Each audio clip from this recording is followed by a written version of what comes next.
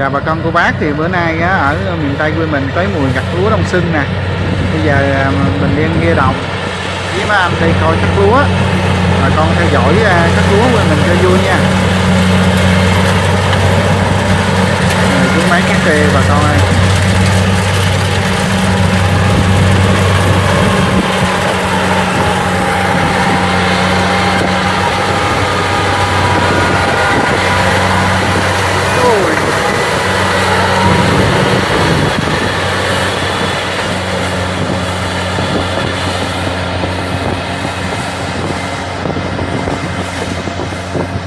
Quá trời chim chóc như bay.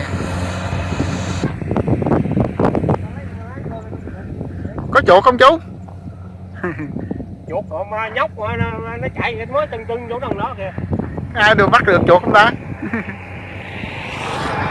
Nó giống hết trơn rồi. Cũng lên sớm á. Có giá không anh? Giá có 4.900 nè. Ở đây khô eo luôn hả ta? Nước mặn vô cái người ta chặn lại cái tới lúa nó chín ra họ để khô luôn. Khô vậy là lúa này khô eo luôn à? Phải phơi lại. 4.900. Con mua lúa gà mà tới mùng 1 tây nó mới cắt. Cân ở trên đây luôn hả chú? Miền đồng này mùa nay là có dây đất đó đang cắt, đó là lúa gà thôi à.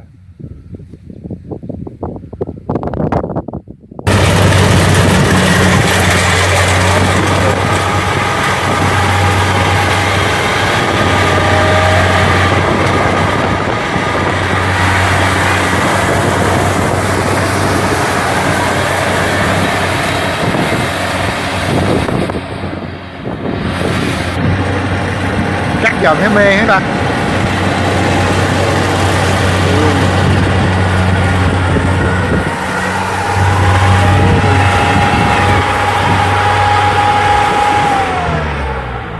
Hết được không? Hả? Là còn nữa không?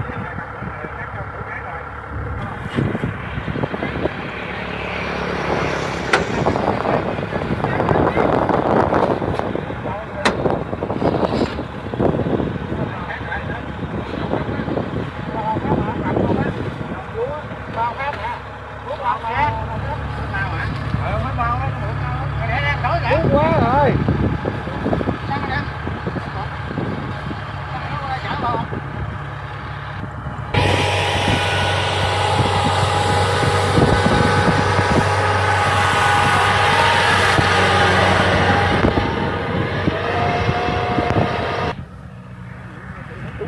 Ở đó là bà con người ta đang gom lúa để đem lên á.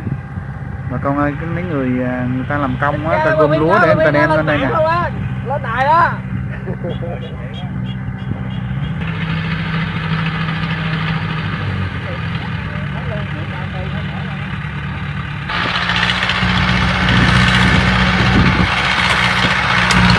Máy này máy gom lúa.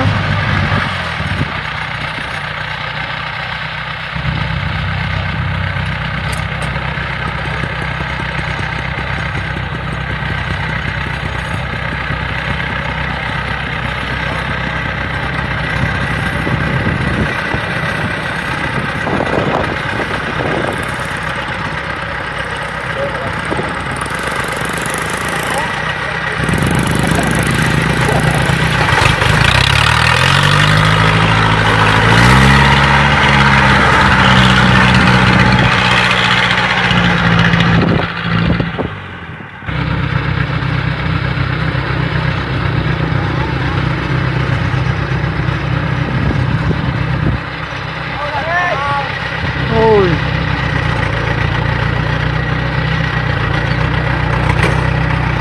Lúa đông xuân này ta gom lúa thấy ham đó bà con ơi. Có cô queo mà lúa trúng đó.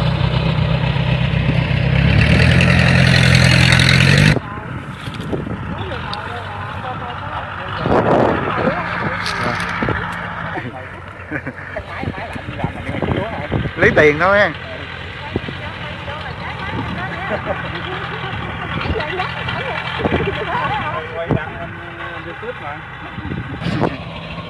Giờ mấy chai nước. Giờ chai nước cái độc không?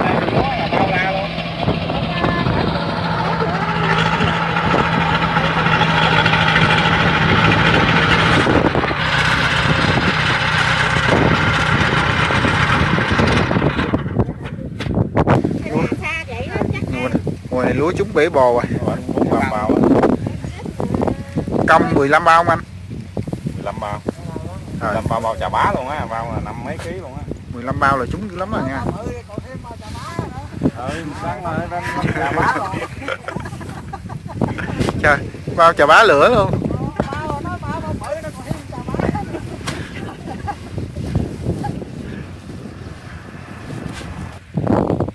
Điện lập trời xuống xuống nó coi là sao. Nó hay nó hỏi thăm đi chứ xuống rồi cái nó thấy đẹp lắm mà điều dàn lúa đứng chưa biết nó là 10 bao không ơi cái nó trốn rồi. Còn bây giờ cắt cái gì là nói.